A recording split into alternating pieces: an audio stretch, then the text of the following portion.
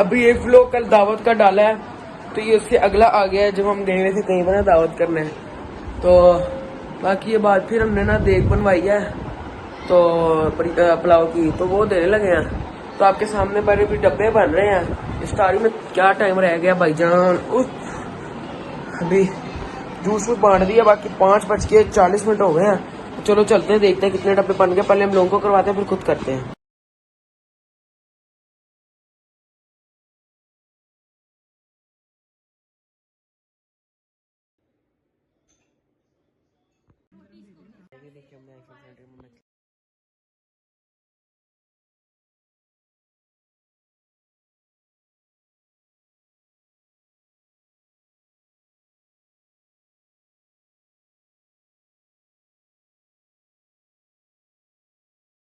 دونوں کے گھر سے جانے لگے ہیں.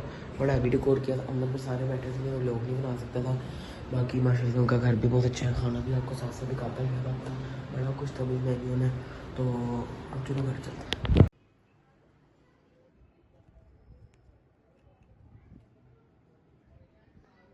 تیار ہو گئے ہیں, یہ دیکھیں مارنے چلتے ہیں. چلو آ جاؤ چلو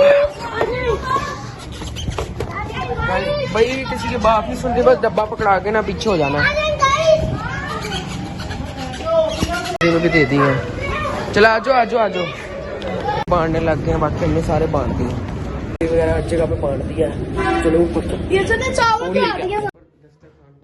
ہماری مسجد میں نا ختم وہ والا ختم نہیں ختم ہے گائز. تو چلتے ہیں مسجد, تراویح شریف پڑھتے ہیں.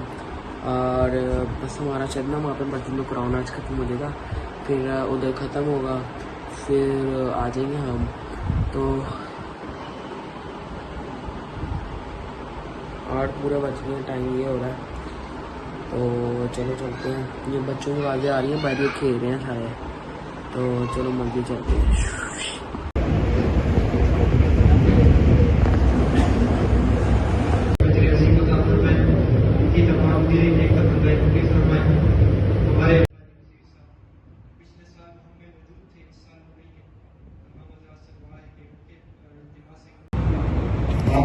میں سے رائے کیا ہے ایسے آدمی کے بارے میں ذہنی طور پر اس کے تقاضوں کے ٹھیک کرنا ہونے کا فیصلہ کرے گا. تو جو آدمی ضروریات کو مؤخر یا قربان کرتا ہے مقاصد کے حصول کے لیے, اس کی مثال پہلے سے پیدا ہوئی. اور جو مقاصد کو قربان کرتا ہے ضروریات کے حصول کے لیے, اس کی مثال ہے دوسرا.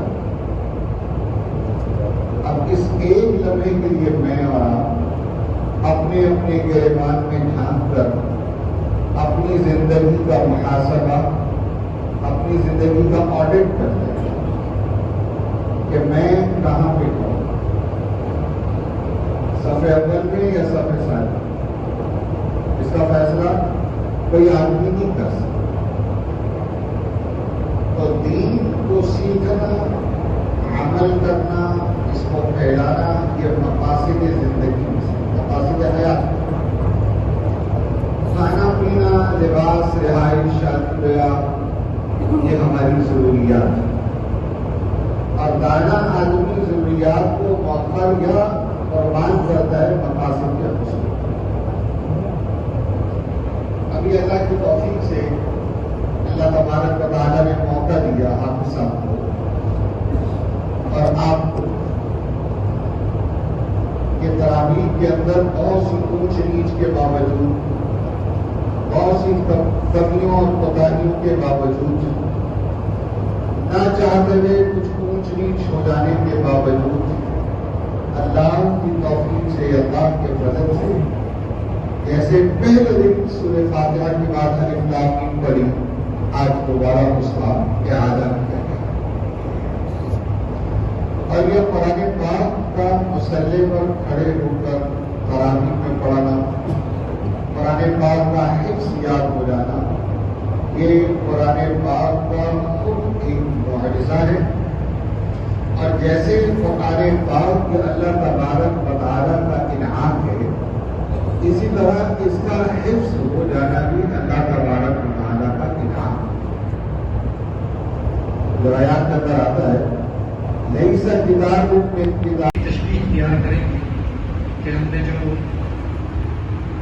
تمام حضرات کے تعاون کے ساتھ ایک کو میٹھا کرنے کے لیے آپ حضرات کے لیے تناول کا بندوبست کیا ہے، تو آپ حضرات سے ایک چھوٹی سی تکلیف ہے، جو بزرگ طرف اس کے ساتھ دیوار کے ساتھ دیکھ لگائے ان سے نہیں، جو کرسی میں بیٹھے ان سے نہیں، نوجوانوں سے جو درمیان میں بیٹھے سبوں میں بیٹھ جائے، چھوٹی سی گزارش سبوں کے اندر بیٹھ جائے، انشاءاللہ دعا بھی ہوگی، اس سے آسانی ہو جائے گی، آپ کو بھی سہولت ہوگی، ہمیں بھی سہولت ہوگی تقسیم کرنے میں۔ جزاک اللہ خیر، اللہ تعالیٰ آپ سب کو جزاک خیر عطا فرمائے۔ اچھا، ابھی جنہوں نے قرآن مجید کو تراویح کے اندر سنایا ہے، مولانا محمد عباس صاحب صاحب، ان سے گزارش کروں گا کہ مولانا صاحب سے دیا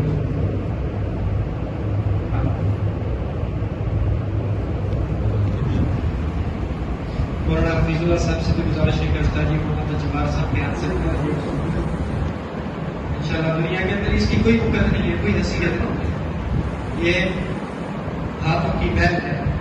اللہ تعالیٰ انشاءاللہ آخرت کے اندر جب نوازیں گے تو لوگوں کی آنکھیں پھٹی کی پھٹی رہ جائیں گی، ایسے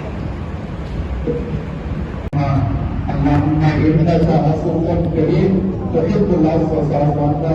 یا اللہ ہم معافی کو پسند کرتے ہیں، یا اللہ ہم سب کو معاف فرما۔ یا اللہ ہم آپ سے اس چیز کی درخواست کرتے ہیں جو آپ کو پسند ہے، یا اللہ ہم سب کو معافی عطا فرما، سب کو بخشش اور مغفرت عطا فرما۔ اللہ سب کے گناہوں کو معاف فرما۔ اللہ ہم سارے گناہوں سے سچی توبہ کرتے ہیں، یا اللہ ہمارے گناہوں کو معاف فرما، ہماری توبہ کو اپنی بارگاہ میں قبول فرما۔ جتنی زندگی باقی رہ گئی آمد عافیت صحت اور سلامتی کے ساتھ گزارنے کی توفیق عطا فرما، گناہوں سے بچ کر گزارنے کی توفیق عطا فرما، نیکی اور عبادات کے ساتھ گزارنے کی توفیق عطا فرما۔ یا اللہ جو ابھی ہم نے نیت اور ارادے کیے ہیں، یا اللہ اس نیت اور ارادے پر ہم سب کو عمل کرنے کی توفیق عطا فرما، قرآن مجید کے ساتھ اپنے دین کے ساتھ یا اللہ ہمیں جڑے رہنے کی توفیق عطا فرما۔ جب آج کو بڑا موقع ہے کہ اللہ تعالیٰ قرآن ہے، ختم قرآن ہے، کہ اللہ بزرگوں کی محفل اور مجلس ہے، کہ اللہ بزرگوں نے چھوٹے بچوں میں تیرے سامنے ہاتھ بڑھائے ہوئے ہیں، کہ اللہ ان کی برکت سے ہماری دعاؤں کو قبول فرما، ہم سب کی بخشش اور مغفرت فرما۔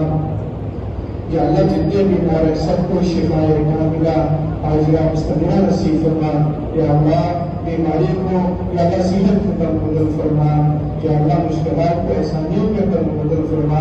یا اللہ جو ایمان کی عادت میں سننے سے رخصت ہو گئے اللہ سب کی قدروں کو مدد فرما۔ قاری وزیر صاحب ہیں، ہمارے استاد محترم قاری عبدالقادر صاحب رحمۃ اللہ علیہ، ہمارے والد صاحب، ہمارے بھائی صاحب، اور یا اللہ جتنے بھی عازمین مجلس ہیں ان سب کے سامنے ایک لمبی لسٹ ہے، کسی کے والدین، کسی کے عزیز و اقارب، کسی کے اولاد، کسی کے رشتے دار، کوئی دوست و احباب، سب اس وقت ہماری نظروں میں ہے۔ یا اللہ سب کی بخشش فرما، یا اللہ سب کی قدروں کو مغفرت فرما، اللہ سب کو عذاب قبر سے محفوظ فرما، آخرت کے بلند درجات نصیب فرما۔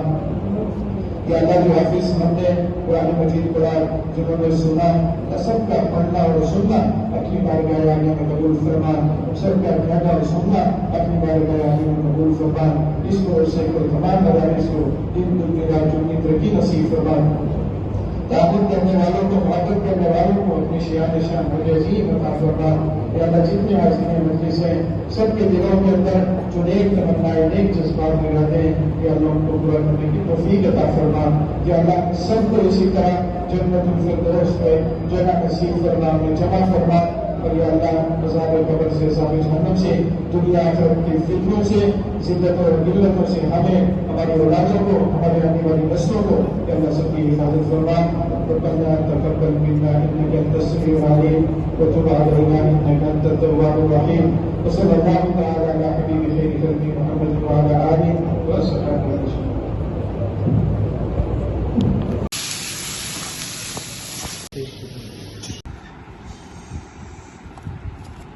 تب اس ولاگ کو یہاں پہ اینڈ کرتے ہیں، لائک سبسکرائب شیئر کمنٹ کرنا نہ بھولنا۔ اللہ حافظ۔